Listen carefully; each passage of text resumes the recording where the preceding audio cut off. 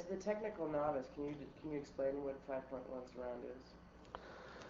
Yeah, the easiest way would be it's a theater type format that's just now been adopted to home systems, where instead of left and right stereo, now you have left center channel right, and then left surround, right surround, and the 0.1 refers to a low frequency subwoofer channel, and they're all discrete channels. So for film, obviously you'd have dialogue in the center channel and certain music and what the front, left, and right, and rear could be sound effect related or environmental things.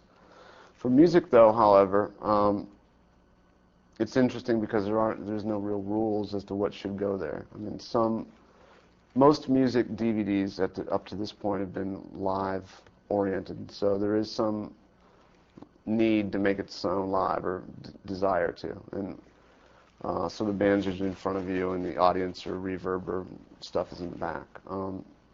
There's been a few, like I think Steely Dan had one that's you'll hear different people in the band and different speakers, which is interesting. It's somewhat distracting, I think. But the bottom line is there's any number of things you can do, and it's a multi-channel format instead of just two speakers to work with. Now having a bunch. If I were doing a new studio album, I might really approach that as to mix in a different fashion. For this DVD, what we did was we really tried to make it sound like you were watching the show, because there's a lot of pitfalls that we've discovered from.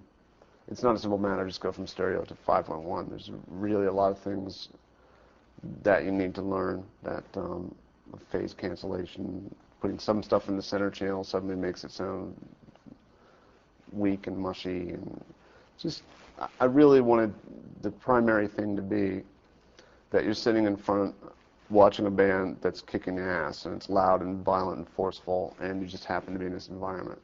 And keep reminding myself that that's ultimately, for this project, what we're going for. I think anytime you get into a new medium or format that can do certain things, you're tempted a lot of times to do those things, whether they're right or not. You know, you have this much space, so let's fill it up with junk or inappropriate content. And so we tried to, as much as we could, see what you can and can't do with this medium, and exploit it, but not overuse it if it, if it doesn't deem itself necessary, just because you can.